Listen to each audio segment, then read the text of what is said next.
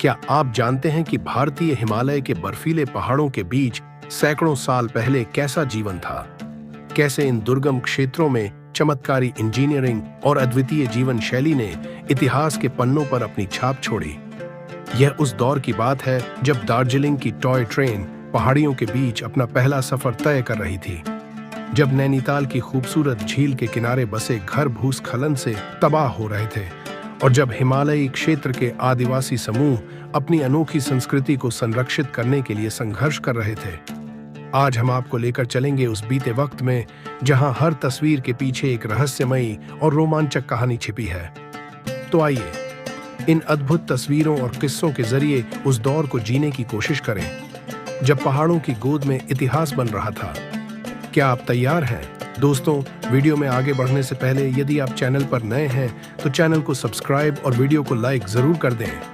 यह फोटो 1879 की है, जिसमें दार्जिलिंग हिल रेलवे के निर्माण कार्य किया जा रहा है, विशेष रूप से रेलवे के एक लूप पर जो संभवतः रंगटोंग के क्षेत्र में स्थित है। दार्जिलिंग हिल रेलवे, जिसे टॉय ट्रेन के नाम से भी जाना जाता है, भारत में ब्रिटिश शासन के दौरान हिमालय की सुंदर पहाड़ियों में परिवहन की सुविधा के लिए बनाया गया था। यह लूप एक अनोखा और जटिल इंजीनियरिंग चमत्कार है जिसका उद्देश्य तीव्र ढलानों पर ट्रेन को चढ़ाई करने में सक्षम बनाना था। निर्माण कार्य के दौरान श्रमिकों ने कठिन भौगोलिक परिस्थितियों जैसे कि घने जंगल, ऊंचे पहाड़ और कठिन मौसम का सामना किया था। यह तस्वीर 1850 में दार्जिलिंग के गिंग क्षेत्र के नीचे रांगनू नदी पर बने एक सुंदर पुल को दिखाती है। इस पुल को उस समय की वास्तुकला और इंजीनियरिंग का उत्कृष्ट उदाहरण माना जा सकता है, जो प्राकृतिक सौंदर्य के बीच बनाया गया था। रांगनू नदी, जो पहाड़ों से होकर बहती है, अपने शांत और मनमोहक वातावरण के लिए जानी जाती है। पुल के निर्माण ने उस समय परिवहन और व्यापार के लिए एक महत्वपूर्ण भूमिका निभाई, जिससे दार्जिलिंग के चाय बागानों और अन्य क्षेत्रों को आपस में जोड़ने में मदद मिली। यह तस्वीर 1880 के दशक में भारत के हिमालय क्षेत्र में स्थित मसूरी के लुभावने परिदृश्य को दिखाता है। मसूरी, जिसे पहाड़ों की रानी भी कहा जाता है, अपने अद्वितीय प्राकृतिक सौंदर्य और शांत वातावरण के लिए प्रसिद्ध है। 1880 के दशक में यह स्थान ब्रिटिश भारत के समय एक लोकप्रिय हिल स्टेशन के रूप में उभरा था, जहां ब्रिटिश अधिकारी और उनके परिवार गर्मियों की गर्मी से बचने के लिए आते थे। मसूरी का परिदृश्य हरे भरे जंगलों, घुमावदार सड़कों, ऊंची नीची पहाड़ियों और दूर तक फैले बर्फ से ढके हिमालय के दृश्यों से भरा हुआ था। यह स्थान प्रकृति प्रेमियों, चित्रकारों और लेखकों के लिए प्रेरणा का स्रोत था। यह फोटो सितंबर 1880 में नैनीताल में हुए विनाशकारी भूस्खलन को दिखाता है। नैनीताल, जो अपनी प्राकृतिक सुंदरता और नैनी झील के लिए प्रसिद्ध है, उस समय उत्तराखंड का एक प्रमुख हिल स्टेशन था।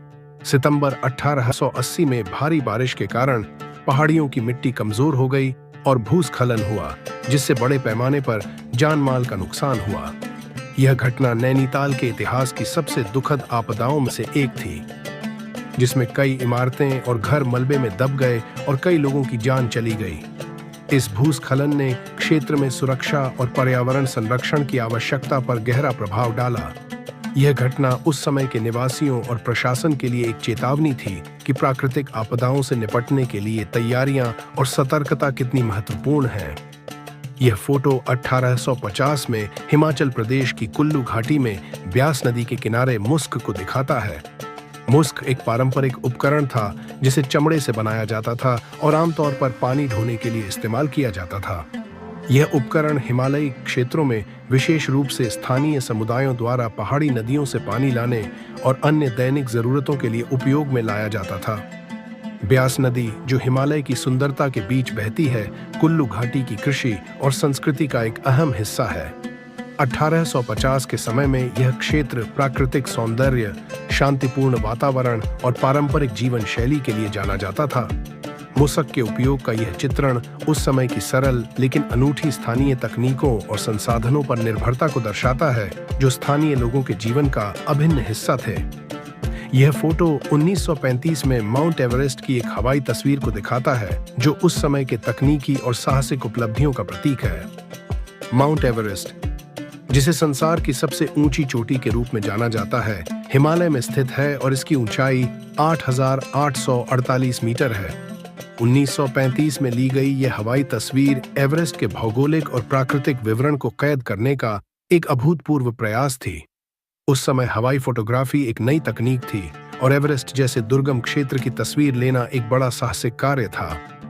यह फोटो 1880 के दशक में दार्जिलिंग के एक सड़क को दिखाता है, जो उस समय के जीवन शैली, परिवहन और वास्तुकला की झलक पेश करता है। दार्जिलिंग, जो ब्रिटिश भारत का एक प्रमुख हिल स्टेशन था, अपनी ठंडी जलवायु और चाय के बागानों के लिए प्रसिद्ध था। उस समय की सड़कों पर घोड़े गाड़ियों, कुलियों और पैदल चलने वालों का आम दृश्य होता था, जो दार्जिलिंग की पहाड़ी जीवन शैली को दर्शाता था। सड़कों के किनारे लकड़ी और पत्थर से बने छोटे छोटे दुकानों और घरों की कतारें थीं, जो उस दौर की सरल लेकिन प्रभावशाली वास्तुकला को दिखाती हैं। यह तस्वीर 1887 में मसूरी के पुराने फोटोग्राफ्स को दिखाता है, जो उस समय के जीवन, संस्कृति और प्राकृतिक सुंदरता की झलक पेश करता है। मसूरी, जिसे पहाड़ों की रानी कहा जाता है, ब्रिटिश भारत के दौरान एक लोकप्रिय हिल स्टेशन था। उस समय मसूरी में ब्रिटिश अधिकारी और उनके परिवार आराम और सुकून के लिए आया करते थे, और ये तस्वीरें उनके दैनिक जीवन, सामाजिक समारोहों और परिवहन के साधनों जैसे घोड़े गाड़ियों और पालकियों को दर्शाती हैं। यह तस्वीर 1946 में भारत के रानीखेत क्षेत्र की एक पहाड़ी पगडंडी पर महिलाओं के गुजरने का दृश्य दिखाती है। रानीखेत, जो अपनी प्राकृतिक सुंदरता, हरे भरे जंगलों और शांत वातावरण के लिए जाना जाता है, हिमालय की गोद में बसा एक खूबसूरत स्थान है। इस तस्वीर में महिलाएं पारंपरिक परिधानों में दिखाई देती हैं, जो संभवतः घरेलू कामों जैसे पानी भरने, लकड़ी इकट्ठा करने या बाजार जाने के लिए इस पगडंडी से गुजर रही होंगी। पगडंडी के चारों ओर का वातावरण पहाड़ी जीवन शैली की सादगी और प्रकृति के साथ उनके गहरे संबंध को दर्शाता है। 1946 का यह दृश्य भारत की ग्रामीण पहाड़ी महिलाओं की दैनिक जिंदगी और उनकी कठिनाइयों को समझने का एक नायाब उदाहरण है, जो पहाड़ों के दुर्गम रास्तों को पार कर अपने जीवन को सहज बनाती थीं। ये तस्वीर 1900 के दशक में हिमालय क्षेत्र में सेडान चेयर के ड्राइवरों या कहारों का वर्णन करती है। सेडान चेयर, जिसे पालकी भी कहा जाता है, उस समय परिवहन का एक प्रमुख साधन था, विशेष रूप से पहाड़ी क्षेत्रों में जहां घोड़े या गाड़ियां आसानी से नहीं चल सकती थीं। यह कुशल कहार अपने कंधों पर इस विशेष प्रकार की कुर्सी को उठाकर कठिन पहाड़ी रास्तों पर यात्रियों को ले जाते थे। ये कहार शारीरिक रूप से मजबूत और कठिन परिश्रम के अभ्यस्त होते थे, क्योंकि उन्हें न केवल यात्रियों का भार उठाना होता था, बल्कि खतरनाक और संकरे रास्तों से भी गुजरना पड़ता था। हिमालय की ठंडी जलवायु और चुनौतीपूर्ण भौगोलिक परिस्थितियों में यह कार्य उनकी दृढ़ता और साहस को दर्शाता है। इस चित्र से उस समय की परिवहन प्रणाली और हिमालय क्षेत्र के स्थानीय लोगों की आजीविका की एक झलक मिलती है, जो आज के आधुनिक परिवहन साधनों से पूरी तरह अलग थी। यह फोटो 1936 में भारत के दूसरे सबसे ऊंचे पर्वत नंदा देवी की एक तस्वीर का वर्णन करता है। नंदा देवी, जो उत्तराखंड राज्य में स्थित है, 7,816 मीटर की ऊंचाई के साथ भारत का दूसरा सबसे ऊंचा पर्वत है और यह हिमालय पर्वतमाला का हिस्सा है। इस पर्वत को धार्मिक और सांस्कृतिक महत्व भी प्राप्त है, क्योंकि इसे हिंदू धर्म में देवी नंदा का आवास माना जाता है।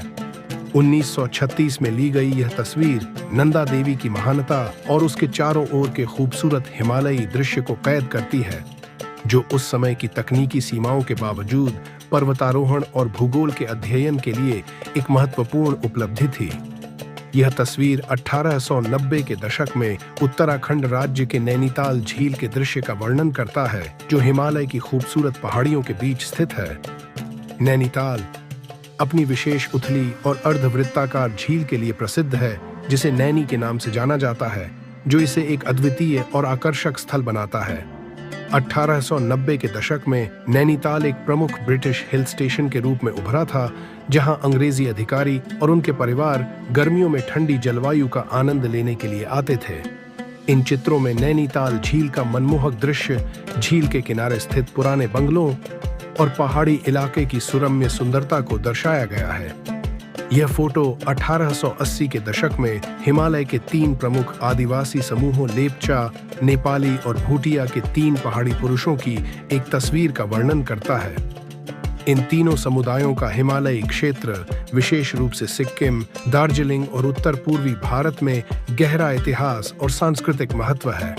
लेप्चा, जो मूल रूप से सिक्किम और दार्जिलिंग के आदिवासी लोग हैं, अपनी विशिष्ट भाषा और परंपराओं के लिए प्रसिद्ध है। नेपाली समुदाय, जो भारत के हिमालयी क्षेत्र में प्रमुख रूप से निवास करता है, भारत नेपाल सीमा के आसपास के क्षेत्र में बड़ा है और इसकी संस्कृति और रीति रिवाज नेपाली उपमहाद्वीप से जुड़े हुए हैं। भूटिया, जो भूटान और तिब्बत से हिमालय क्षेत्र में आए हैं, अपनी तिब्बती बौद्ध परंपराओं और पहनावे के लिए प्रसिद्ध है।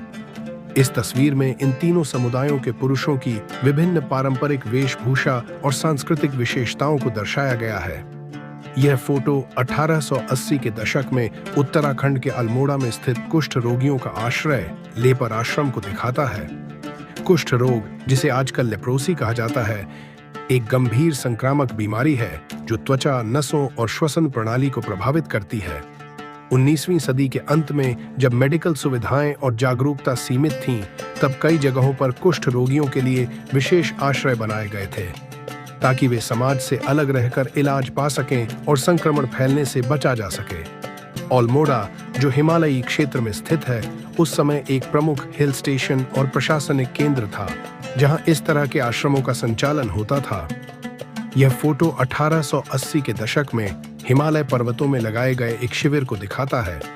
हिमालय, जो अपनी ऊंचाइयों और दुर्गमता के लिए प्रसिद्ध है, तब भी पर्वतारोहियों, वैज्ञानिकों और खोजकर्ताओं के लिए एक चुनौतीपूर्ण स्थल था। इस शिविर में आमतौर पर यात्रा करने वाले लोग, जैसे पर्वतारोही, सैनिक या वैज्ञानिक, अपनी यात्रा के दौरान विश्राम करते थे और आवश्यक उपकरणों के साथ अपना तंबू लगाते थे। 1880 के दशक में इस तरह के शिविर हिमालयी क्षेत्रों में कठिन पर्वतारोहण, जलवायु के प्रति संघर्ष और सामरिक अभियानों का हिस्सा हुआ करते थे। इस चित्र में शिविर के आसपास की पहाड़ सुंदरता, तंबू और उस समय के उपयोग में आने वाले उपकरणों को देखा जा सकता है। यह फोटो 1880 के दशक में दार्जिलिंग के ऊपरी पगलाजोड़ा क्षेत्र में एक ट्रेन का दृश्य दिखाता है। पगलाजोड़ा, जो दार्जिलिंग हिल रेलवे के प्रमुख हिस्सों में से एक है, एक घुमावदार और ऊंचाई वाले मार्ग पर स्थित है जहां रेलवे की पटरियां पहाड़ी इलाके से होकर गुजरती हैं। दार्जिलिंग हिल रेलवे, जो 1881 में बनकर तैयार हुआ था, एक ऐतिहासिक रेलवे मार्ग है और इसे विश्व धरोहर स्थल के रूप में यूनेस्को द्वारा मान्यता प्राप्त है। इस चित्र में पगलाजोड़ा में चल रही ट्रेन को देखा जा सकता है, जो पहाड़ी रास्तों पर चढ़ती हुई यात्रियों को उनके गंतव्य तक पहुंचाती थी। ट्रेन के इंजन, डिब्बों और ट्रेन के यात्री इस समय के परिवहन का एक प्रमुख हिस्सा थे और यह चित्र दार्जिलिंग के इस प्रसिद्ध रेलवे मार्ग की कठिनाई और उस समय की यात्रा सुविधाओं को दर्शाता है। पहाड़ी मार्गों पर रेलवे का निर्माण उस समय की तकनीकी उपलब्धियों और इंजीनियरिंग के चमत्कार को भी दिखाता है। यह तस्वीर 1937 में हिमालय में एक तीर्थयात्री को उठाकर ले जाने का दृश्य दिखाती है। हिमालय, जो अपने धार्मिक और सांस्कृतिक महत्व के लिए प्रसिद्ध है, कई तीर्थ स्थलों का घर है जहां भक्तजन अपनी श्रद्धा अर्पित करने के लिए दूर दराज के और अक्सर कठिन रास्तों से यात्रा करते हैं। इस तस्वीर में एक व्यक्ति को पहाड़ी रास्तों पर तीर्थयात्री को उठाकर ले जाते हुए देखा जा सकता है। पहाड़ी इलाकों में सड़कें संकरी और दुर्गम होती हैं, इसलिए अक्सर तीर्थयात्रियों को इन कठिन मार्गों से पार करने में मदद की जरूरत पड़ती थी। यह दृश्य उस समय की परिवहन विधियों को दर्शाता है जब लोगों को अपनी यात्रा को आसान बनाने के लिए शारीरिक श्रम पर निर्भर रहना पड़ता था। इस तस्वीर में व्यक्ति के कंधे पर तीर्थयात्री को उठाकर ले जाने की कठिनाई और साहस का प्रमाण मिलता है, जो हिमालयी क्षेत्र में धार्मिक यात्रा के दौरान लोगों की मदद की परंपरा को दिखाता है। तो दोस्तों, अगर यह सफर आपको रोचक और ज्ञानवर्धक लगा हो तो हमारे चैनल को सब्सक्राइब करें और अपने दोस्तों के साथ इसे जरूर शेयर करें। हम इसी तरह आपको अतीत की अनदेखी कहानियों और तस्वीरों से जोड़ते रहेंगे। मिलते हैं नेक्स्ट वीडियो में।